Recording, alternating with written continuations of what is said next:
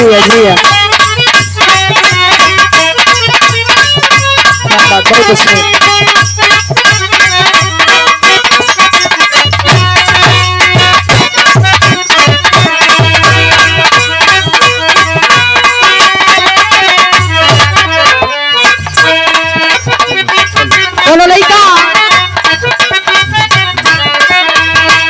दोनों लड़का भगवान भोलेनाथ के मनावा था कहे हम इतना दिन से तपस्या कैली प्रसन्न का भैला लेकिन ये भोला एक सौ गड़बड़ी है। शंकर जी कलम बोलो बेटा क्या दिक्कत है। कलम तो खुद ही नंग रंगा हुआ तोरे शरीर पे वस्त्र नहीं खे हो कितना बदबू मारत हुआ और तू हमरा के का देवा लागत हमारे तपस्या इतना दिन से व्यर्थ हो जाई।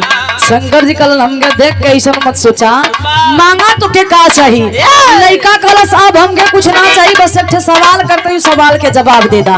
लड़का भगवान भोलेनाथ से सवाल कैलस का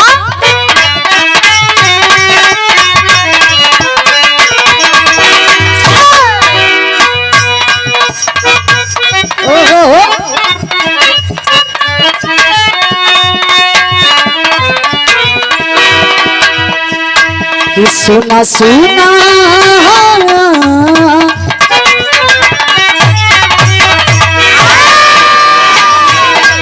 सुना सुना ये गौरा के सैया काहे मन भावे दिल के पतैया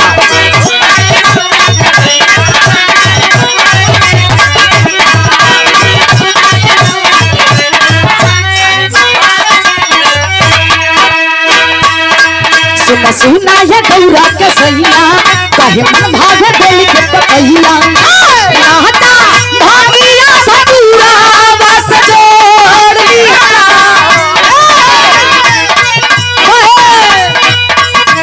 नाहता भागिया धतूरा बस जोड़ लिया काहे मन भावे रहुरा मड़ैया काहे मन भावे रहुरा मड़ैया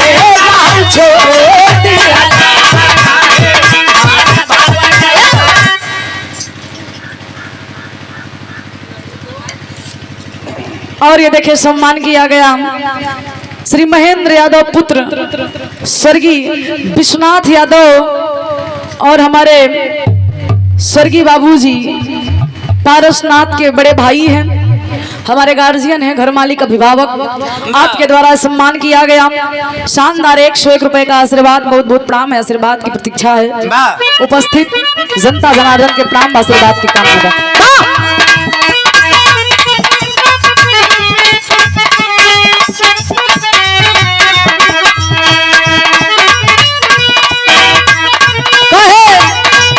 शंकर जी से नाहता भागिया धतूरा बस जोड़ लिया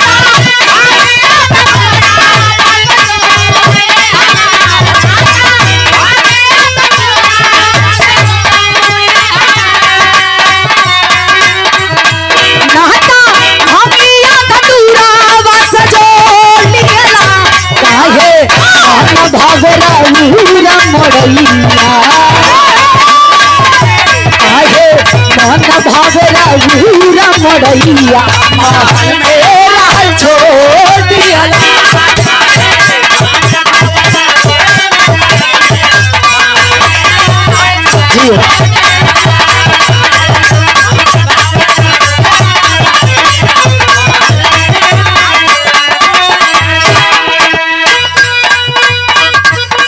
क्या बात है बहुत अच्छे दोनों लड़की भगवान भोलेनाथ के पूजा कैले बा बियाह भइल ससुरे गइल ससुरे से लौट के नहीं हर आइल है सखी सहले पूछत का हो बड़ा पूजलू 16 सोमवारी व्रत कैलू हो मिलल कैसे हुआ सखी बेचारी परेशान बकोरस की भोलेनाथ के बड़ा पूजा कैली बड़ा व्रत रही लेकिन जैसे बौराहू रहला वैसे ही दे देला कॉलिंग पवन कमी बा बेचारी अपन दिल के दर्द बता बता कहे का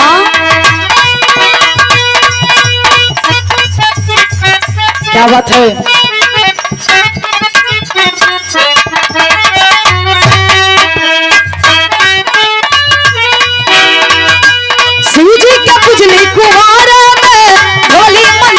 भेनु सहारे में।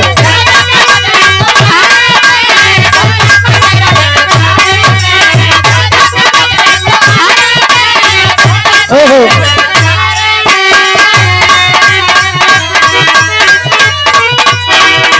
सूजी के बुझली कुमार धवली मंदिर भेनु सहारे में। पूजा करत पीतल बाबू माई आए साथी नीलगा ड्राइवर हमके सही आए साथी।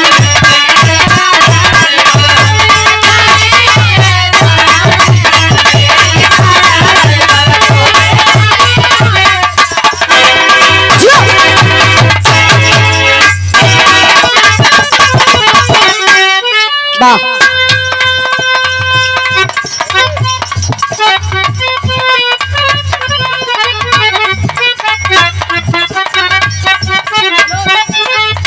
जियो जियो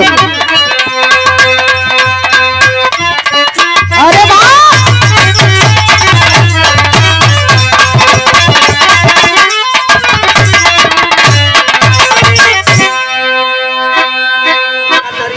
मोहम्मद अली जान नरी के ऐतिहासिक धरती से बहुत सौ रुपया के पुनः पुरस्कार आशीर्वाद की प्रतीक्षा हो। और एक स्वर में पुनः आई हुई जनता जनार्दन के एक समय पहले की प्रणाम आशीर्वाद की प्रतीक्षा बता। इस दुनिया में सबसे कड़वी सच्चाई बताई गई है। सब कुछ मिथ्या है, सब कुछ झूठ है। सत्य क्या है? एक जीवन दूसरा मरण। जिसका जन्म हुआ है उसका मरना सुनिश्चित है। केहू 4 दिन पहले केहू 4 दिन बाद जाना सबको है। जो इस धरती को इस मृतलोक को छोड़कर चले गए वो दोबारा लौट कर इस धरती पे नहीं आते। लोग कहते हैं कि मरने के बाद स्वर्ग मिलता है, लेकिन हम नहीं जानी ला कि स्वर्ग मिला था कि ना। केहू देखले बा? देखले हुआ? एक बार बहादुर लौट के आई है। अच्छा वाह। स्वर्ग और नर्क इसी धरती पे है। यही स्वर्ग है, यही नर्क है। अच्छा कर्म करोगे स्वर्ग मिलता है। सब कहिए बड़ा बढ़िया से रहे। देखा उनकर मृत्यु हो गई लेकिन उनके तकलीफ ना भइल। एकदम चलत फिरत खात पियत दुनिया के छोड़ के वह स्वर्ग पा गई। और नर्क के करो थम जे बुरा काम करी इनकी नहीं है। हाँ जे दूसरे के मूड़ी काटी। अरे ठीक ठाक हुआ लेकिन पता ना कहाँ सच कर रास्ता भटकल हुआ। ए भैया 3 साल हुए। सच्चाई है स्वर्गीय बाबू जिस दुनिया में अब नहीं है, अपनी इस हरी भरी बगिया को सजाकर संवार कर छोड़ कर चले गए। आज उन्हीं का देन है कि आप लोग इस दरवाजे पर आए हैं। कहा जाता है पिता का संस्कार बच्चों में झलकता है। माता पिता का जो दिया हुआ संस्कार है वही बच्चों में झलकता है। आज बाबूजी इस दुनिया में नहीं है, स्वर्गीय पारसनाथ बाबूजी उन्हीं की देन है कि आज द्वार पर इतने लोग इकट्ठा हुए हैं इस श्रद्धांजलि समारोह में। सच्चाई भी है ये माया का शरीर, ये माया का नगरी, ये पिजड़ा है शरीर। इस पिजड़े में पक्षी रूपी जीव विद्यमान है। जोने दिन बाबूजी पिजड़ा के गेट खुली दुनिया सुर हो जाई, पिजड़ा से पक्षी उड़ जाए। ये से जब तक जिंदगी बा, जब तक जीवन बा, प्रेम से रहा, मिलजुल के रहा। कवि जी के निर्गुण के बहाव में बड़ी ऊंची बात लिखे के पड़ल। का भैया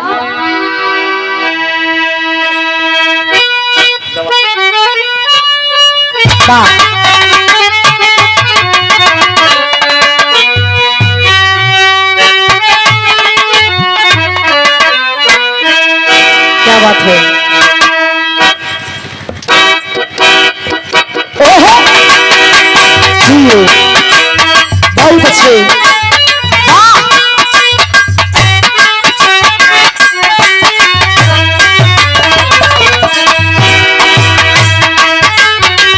क्या बात है,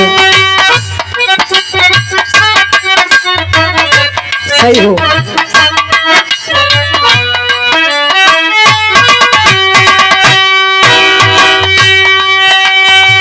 ननद भौजैया दुनो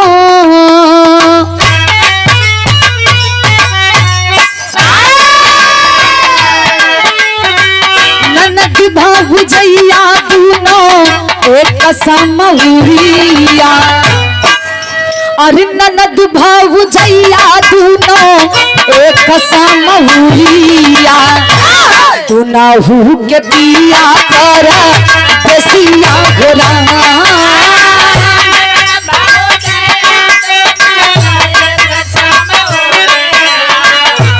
जियो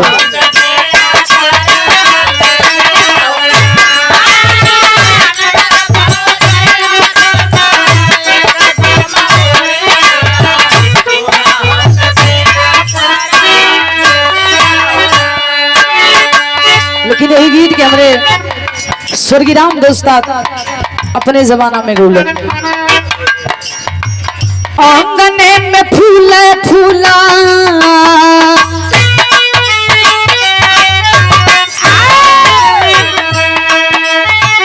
आंगने में फूले फूला देना मायना नारी बजेला बधाइया दुआरा पे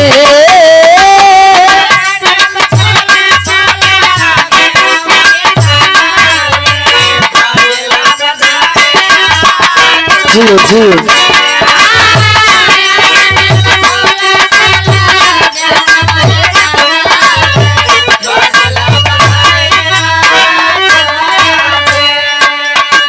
लेकिन इसी भाव में कवि जी लिखते हैं जो ब्रह्मा ने सृष्टि की रचना की तो एक नियम बनाया। वो नियम क्या है? जो इस धरती पर जन्म लेगा उसका मरना सुनिश्चित है। ये ब्रह्मा का बनाया हुआ विधि का विधान है, इसे कोई मिटा नहीं सकता। इसीलिए कवि जी को लिखना पड़ा क्या?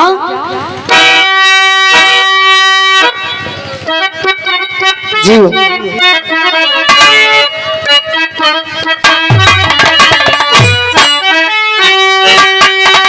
अरे ये कभी न जाना पड़ी हाँ, अरे ये कभी न जाना पड़ी है छोड़ के जहाना, एक कभी न जाना पड़ी है छोड़ के जहाना, विधि के विधानावा नहरंबा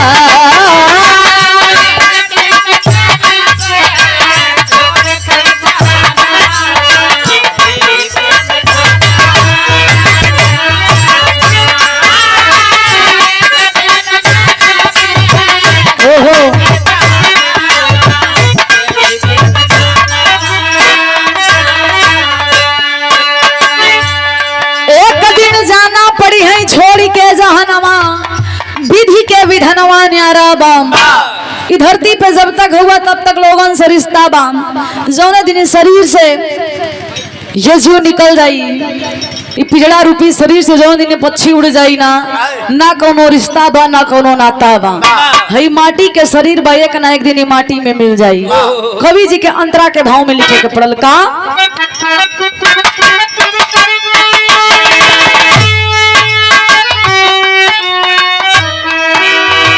दुनिया में यही का भारी दस्तूर हो,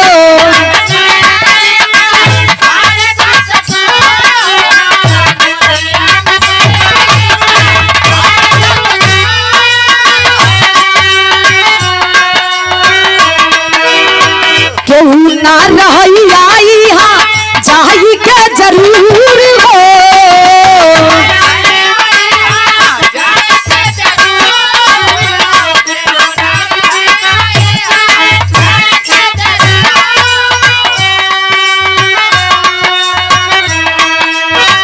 राजा रंग छोरा चोहा,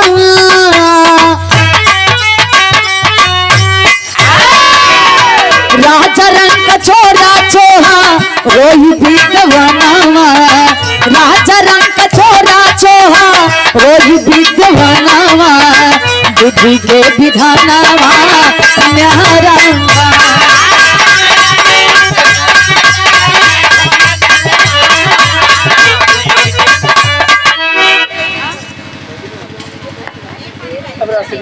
बहुत साइट हो रहा है। सम्मानित गार्जियन विश्वनाथ यादव स्वर्गीय और हमारी धर्म की माता असरफी देवी, आपके द्वारा शानदार 101 रुपया के आशीर्वाद, बहुत बहुत प्रणाम आशीर्वाद की प्रतीक्षा हो। और स्वर्गीय बाबूजी की बेटी श्यामा देवी, हमारी धर्म की बुआ के समान, आपके द्वारा ये सम्मान मिला, आशीर्वाद मिला, शानदार 201 रुपया के आशीर्वाद, बहुत बहुत प्रणाम आशीर्वाद की प्रतीक्षा बा।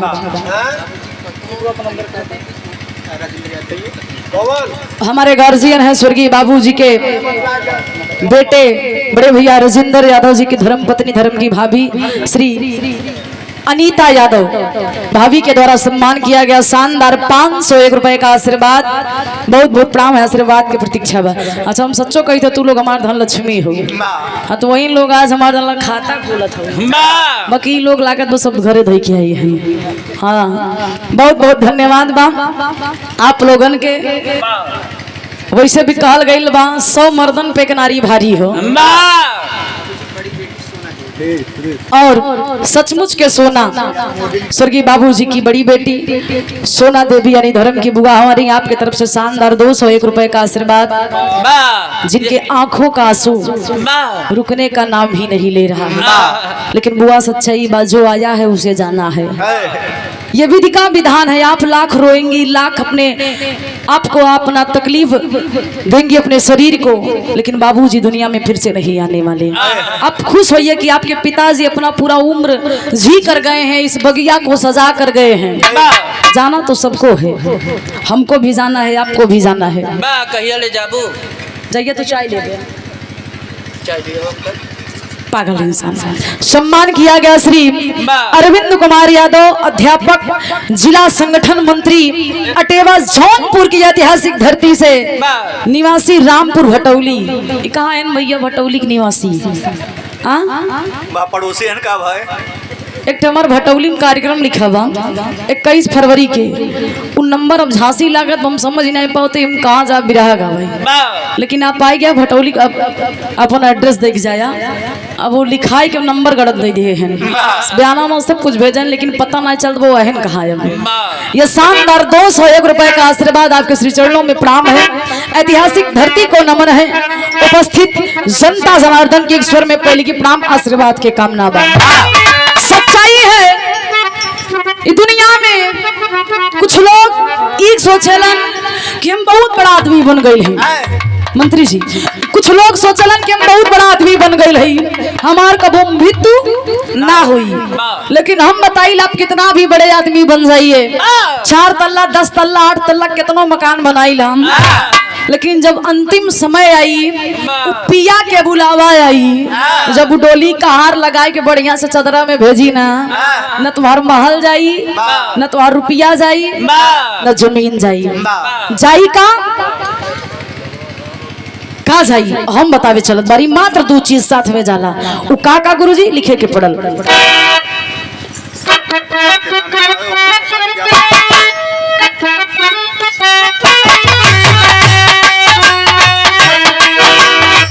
माया की नगरिया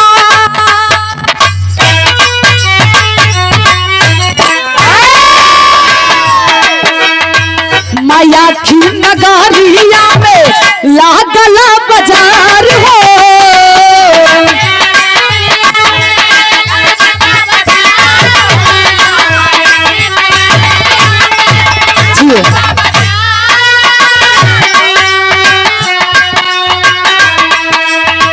पूछता ही ना बद मिले, पूछला उधार हो,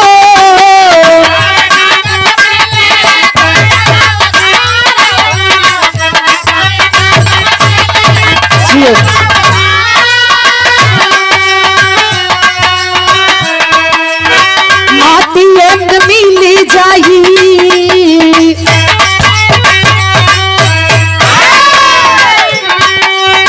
माटिए में मिली जाई, माटी वाला तनावा, माटिए में मिली जाई, माटी वाला तनावा, विधि के विधाना।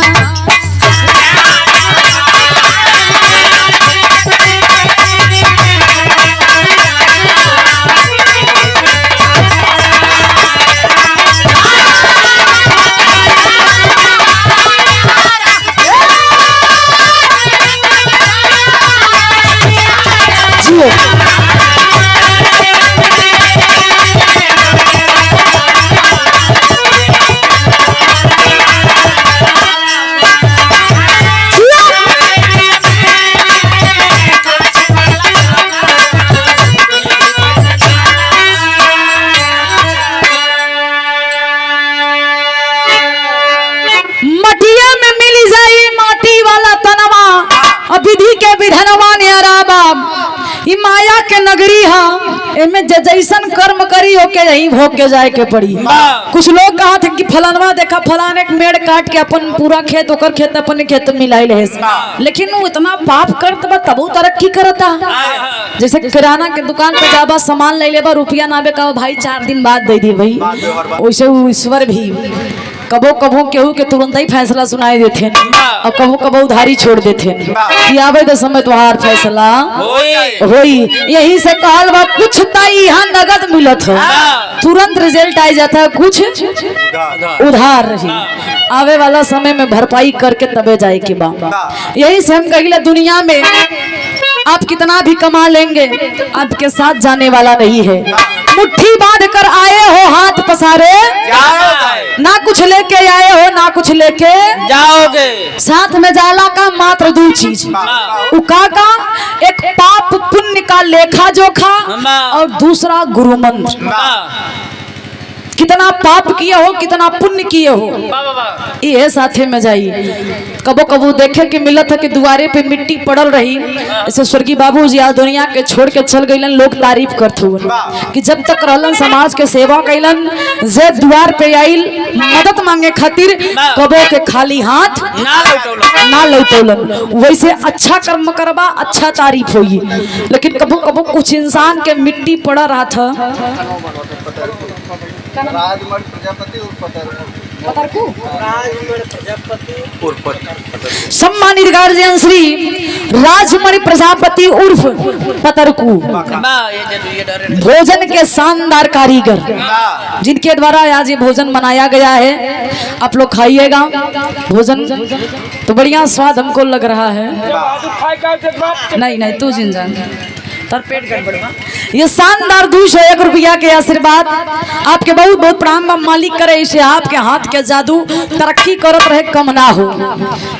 सच्चाई हम बतावत बनी, जैसन कर्म करबा वैसन तारीफ होई। यही से कबीर जी के लिखे के पड़ल और हमारा मानल बा, शायद आप लोग अपने दिल पे हाथ रख के सोचबा तो बात में सत्यता आपके मिली। इस दुनिया में सब कुछ दोबारा मिल जाए।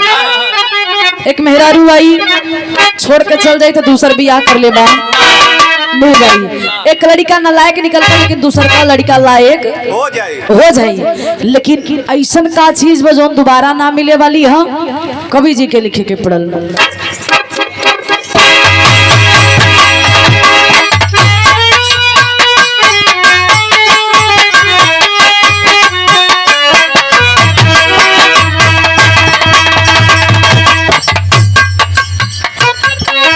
क्या बात है।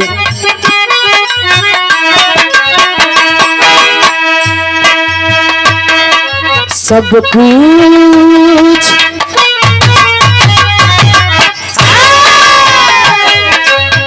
कुछ जगह में मिल जाई, सब कुछ जहाँ में मिल जाई, मगर माई बाबू न मिली है।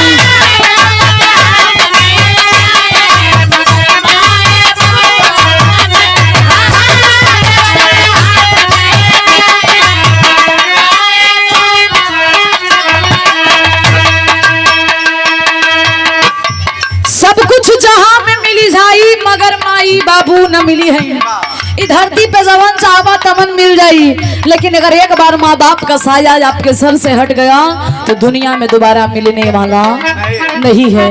इसलिए मैं कहती हूँ जब तक माँ बाप है कद्र करिए, सेवा करिए। मैं एक बात हमेशा हर मंच से बताया करती हूँ, आज भी बताने का काम करने चल रही हूँ। गौर करिएगा, आप किसी मंदिर मत जाइए, किसी मस्जिद मत जाइए, किसी देवालय मत जाइए, किसी शिवालय मत जाइए। चारों धाम घर ही में बा। माई के चरण में चारों धाम बा, पिताजी के चरण में चारों धाम बा।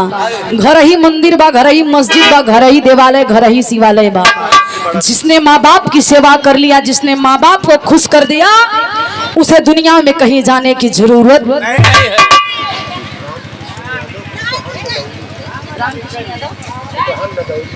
सम्मानित गार्जियन श्री राम किशन यादव खुटहन नदौली के ऐतिहासिक धरती से आपके द्वारा सम्मान किया गया शानदार 201 रुपए का आशीर्वाद। बहुत बहुत प्रणाम है। आशीर्वाद की प्रतीक्षा उपस्थित जनता जनार्दन के स्वर में पहले की प्रणाम आशीर्वाद के कामना बा, इसीलिए कहना पड़ा क्या।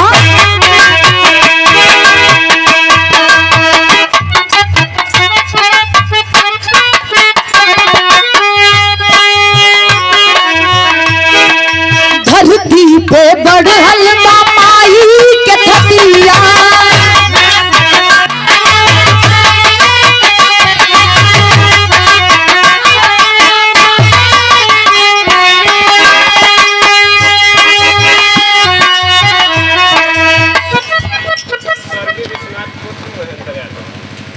सम्मानित गार्जियन स्वर्गीय विश्वनाथ बाबू जी के सुपुत्र बड़े भैया महेंद्र यादव, आपके द्वारा सम्मान किया गया, आशीर्वाद दिया गया शानदार 201 रुपया के आशीर्वाद। बहुत बहुत प्रणाम। और हमारे महेंद्र भैया के छोट बहन अमृता यानी हमार बड़की बहनी दीदी के तरफ से 101 रुपया के आशीर्वाद। दीदी के चरणों में प्रणाम, आशीर्वाद के प्रतीक्षा बा। कहे के पड़ल का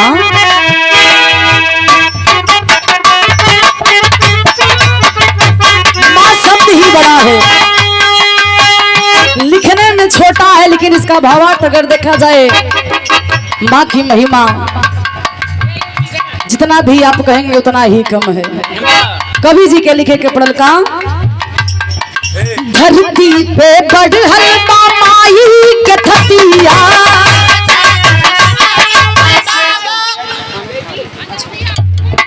जो दूर दराज से चलकर आई हो भैया बाबू, निवेदन बा कि भोजन चालू हो गई, आप लोग भोजन भी खोरत रहे, से बिरहा के आनंद लेते रहे। ठंडी बा ये वजह से भोजन जल्दी स्टार्ट हो गई। नहीं तू मत जा, हम तुम्हारी सारा समझ गए भैया, बैठे रहा।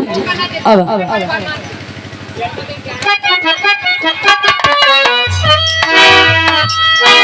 धरती पे बढ़ल माई के थतिया,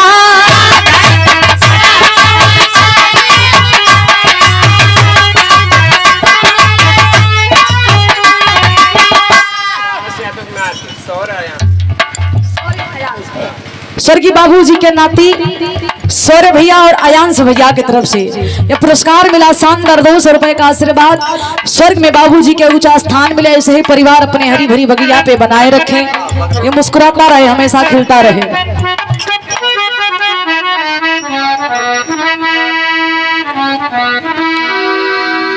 स्वर्गीय बाबूजी के छोटे सुपुत्र बड़े भैया जितेंद्र यादव जी की धर्म पत्नी, हमारी धर्म की भाभी सुमित्रा, हमारी धर्म की भाभी सुमित्रा भाभी की तरफ से शानदार 501 रुपए का आशीर्वाद। भाभी के श्री चरणों में प्रणाम। मालिक करे तार सुहाग चमकत रहे और चेहरा के मुस्कान का भोग आए बना हो, जैसे खूबसूरत बाड़ो वैसे खूबसूरती बनल रहे। बहुत बहुत धन्यवाद।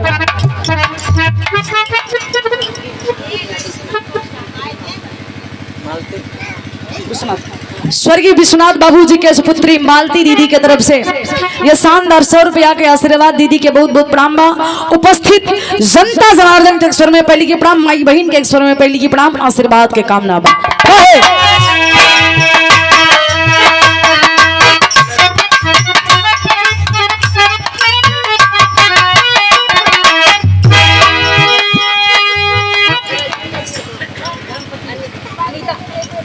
और हमारे धर्म के बड़े भैया स्वर्गीय बाबूजी के सुपुत्र रसेंद्र भैया के धर्म पत्नी हमारी धर्म की भाभी अनीता यादव, आपके द्वारा दूसरी बार यह सम्मान किया गया, शानदार 501 रुपए का आशीर्वाद। बहुत बहुत प्रणाम। मालिक जोड़ा बनोले रहे, स्वर्ग में स्वर्गीय बाबूजी के ऊंचा स्थान मिले और इस परिवार पे अपना आशीर्वाद प्यार दुलार ऐसा ही बरसाते रहे। ये परिवार हमेशा हंसता रहे, खिलखिलाता रहे, कहना पड़ा।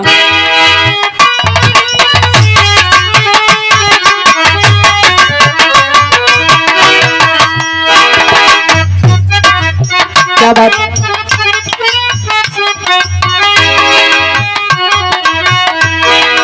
पाले ले बाप भारी कई के जुगतिया,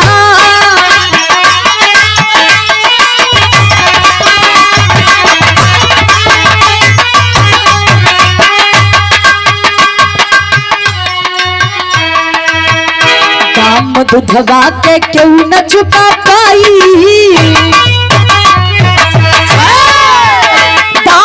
दूधवा के क्यों न चुका पाई मगर माई बाबू न मिली है।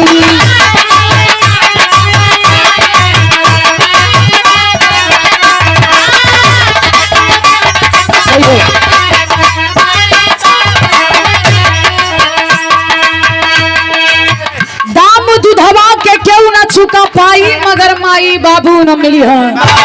माई के दूध के ताकत, माई के दूध के कर्ज कोई अदा नहीं कर सकता। कुछ लोग कहते हैं कि मैंने अपने माँ के दूध का कर्ज अदा कर दिया, लेकिन वो मूर्ख है। माँ के सेवा में माँ के लिए अपना कड़ कड़ लगा दीजिए, अपने शरीर का टुकड़ा टुकड़ा करके माँ बाप के लिए लगा दीजिए, फिर भी अपने माँ बाप के कर्ज से आप कभी उड़ नहीं हो सकते, क्योंकि ये शरीर माँ बाप की ही देन है। इसलिए कभी ये नहीं कहना चाहिए कि मैंने अपने माँ बाप के कर्ज से आज मुक्त हो गया। यही खातिर कहल गइल बा कि अमृत के धार केहू केतनो पियाई, अमृत के धार केहू केतनो पियाई, एगो माई बिना कैसे करे जवा जुड़ाई, एगो माई बिना। दुनिया में आपके सब कुछ मिल जाई, लेकिन माई के अचरा के छाव में जवन खुशी बा, जवन प्यार बा, वो आपके कहीं ना मिली।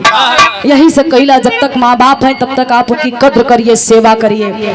आपको जिंदगी में कोई नहीं रोक सकता ऊंचाई पे जाने से। कहना पड़ा क्या?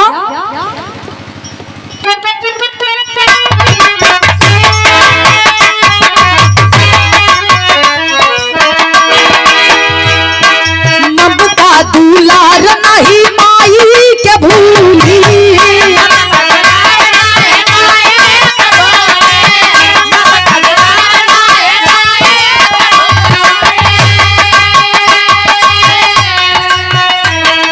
गंगा से पावन चरणवा के धूली।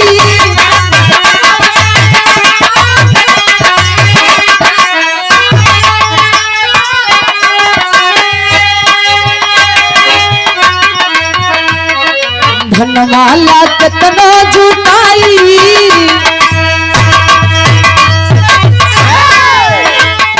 धनवाला कितना जुटाई, मगर माई बाबू न मिली है।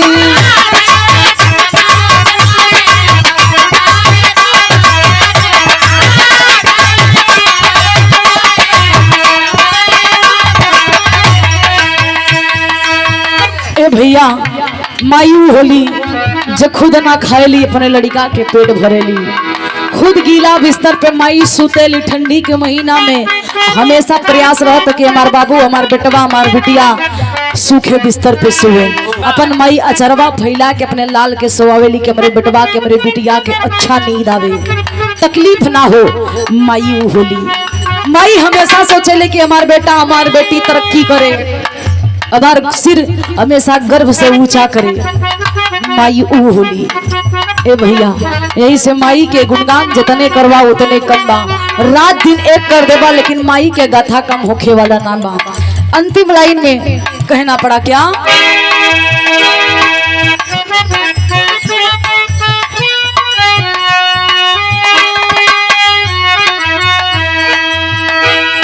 श्रद्धा सुमन अर्पित बाबू चरण में,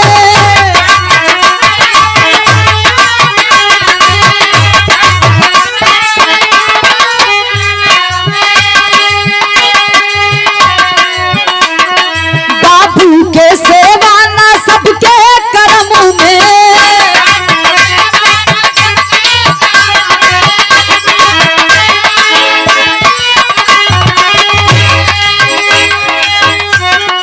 सब कर कर्म ऐसा ना होला कि जे माँ बाप के सेवा कर ली। कुछ लड़का भागा होला, नवाई बाप के अचरा के छांव मिले के बजाय जन्मते ही माँ की मृत्यु हो जाती, पिता का मृत्यु हो जाता। वो लोग सोचिए कैसे हैं। लेकिन जिनके पास है वो आज के समय में कद्र नहीं कर रहे हैं। इसलिए निवेदन है कि माँ बाप की कद्र करना सीखिए। आज के युग में ज्यादातर देखे कि मेरा लड़का वो भी आ जाए तो माई बाप के वृद्धाश्रम में छोड़ दी हैं। ये ना होके के चाहिए। यही खातिर कबीर जी के लिखे के पड़ा था, माई के सेवा न सबके कर्म में।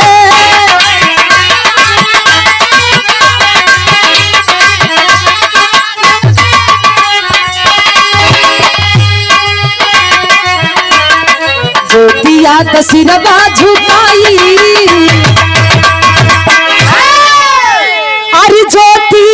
सब सिरावा झुकाई मगर माई बाबू न मिली है।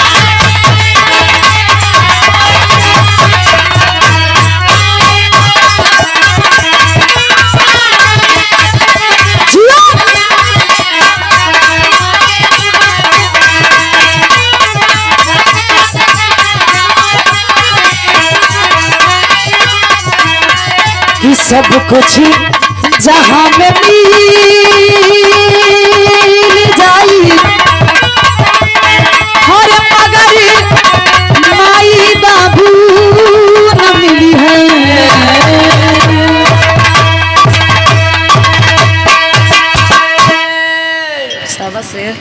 बहुत बहुत धन्यवाद भैया की तरफ से आप लोग गीत के आनंद लेंगे।